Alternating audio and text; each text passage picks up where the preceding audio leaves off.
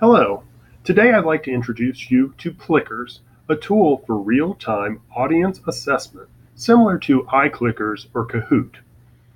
As some of you may know, programs like iClicker require students to purchase a device to use with the software to record their responses in class.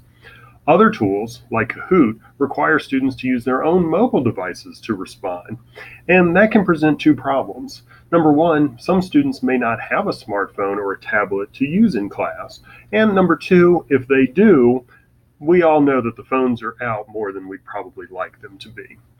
So that brings us to the solution of Plickers, or paper clickers, so to say, which allows teachers to get instant feedback on their lessons without the need for student devices. And this is what really intrigued me most about the Plickers, because I know I struggle with students being distracted by their phones, even though we're not necessarily using them all the time in class. Once you take them out, it's really hard to get them to put them back up. So Plickers is different in that it uses cards with unique shapes. Think about a simpler version of a QR code. And what happens is students are each assigned a unique card. And so as questions get posed, students simply raise the card with the appropriate side facing up.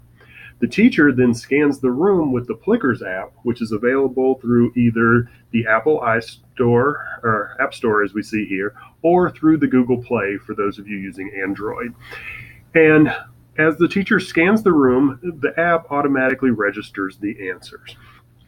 So as you can see, and we'll walk through this in a moment, but just looking at their main web page, you can kind of see a breakdown of what the results would look like on the phone. And the next picture down here actually shows some samples of what the cards look like. So a lot less setup for those of you who struggle with getting students to register devices or log into the right website to do the assessment type things. This one's a lot easier. So let's go ahead and sign in to the website and kind of see how this all works. So I click the sign in button and I'm going to just sign in with Google. And when it loads, it's going to bring me to my dashboard, which is the library. And this is where you're actually going to create and store your questions. Before we really look at the questions though, let's go ahead and get a class set up. So I'm going to click on the classes. You can add a new class. For this case, I'm just going to use the demo class. So I click on it, and you'll notice that there's a spot for you to type in the student's name, and then you can also just import a roster if you so choose. If you've already got one set up in Excel or someplace, you can get that taken care of. And what I really want you to notice is as I type in a student's name, notice the available cards over here. These are going to get assigned automatically to a specific student, and we'll see where the numbers come in just a moment. So being a Star Wars fan, I'm going to use some Star Wars names here.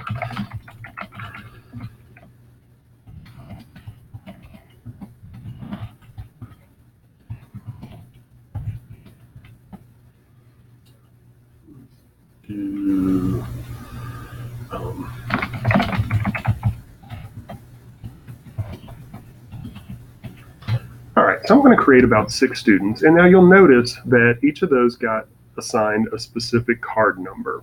It's going to be important when we go to the card section. If you mistype or a student is no longer in the class, there is the option, if you just click the down menu, to either edit or archive or delete a student. So some flexibility there. So we've got our students set up. So now we got to look at the cards. So if we look over here on the top menu, I'm going to click on the cards link. And here's a sample of what the cards look like. You got a lot of options here. There's the standard set, comes in 40 cards, pretty decent number for a class. If you have a larger class, Plickers supports up to 63 different cards.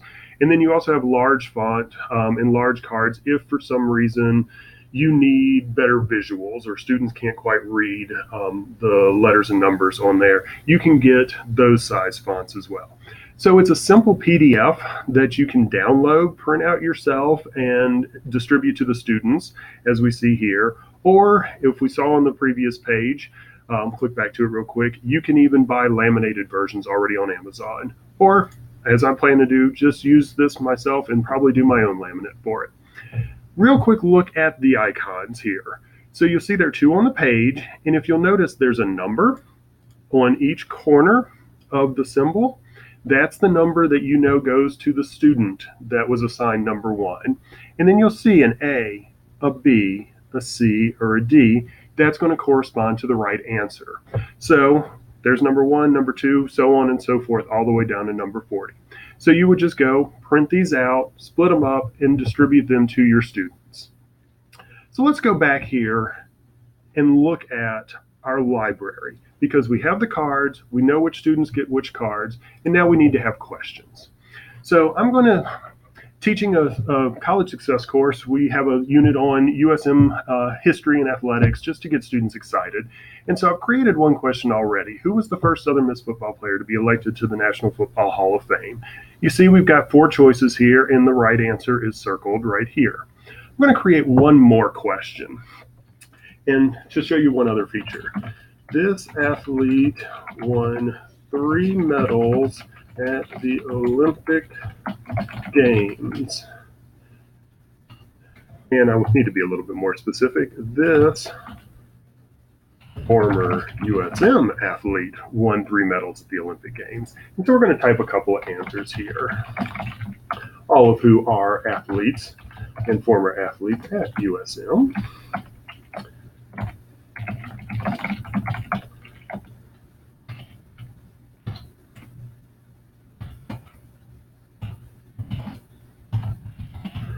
Okay, so I've got the 4 names, and then there's a neat icon here where you could add an image. So I'm going to click on this because I want a visual for this. I've downloaded a picture of this celebrated athlete, and we probably know the correct answer is Tori Bowie.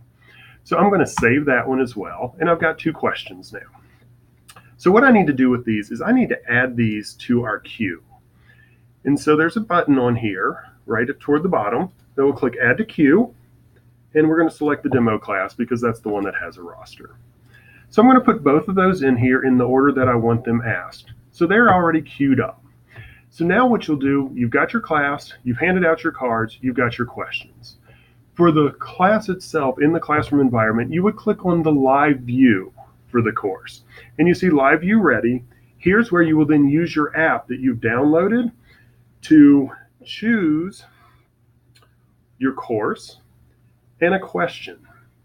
And what you'll notice is the question populates on here. So if you've got this connected to a projector, the students can see this. And you've got the students' initials here. You can hide that if you don't want anybody to see results and just have the score here. Or if you want to make sure that their scores were registered or their answers were registered, leave it up. And what we'll do now is we're going to use the app and we're going to take a picture of the results. And you see as they get registered, how the icons fill in on our sheet. And so we can now save that. And now if you want the students to see the answers, you would click Reveal Answer here, and it would be green or red depending on their response. I would prefer, just for the anonymous environment that we may want to do, to just do a graph. And you can see the results here, and it's just very generic, but we can click Reveal Answer, and we'll see, okay, 3 people got it right with D. And so now let's go ahead and do the second question. So again, we're going to select, it auto-populates there, and then we use the app to scan.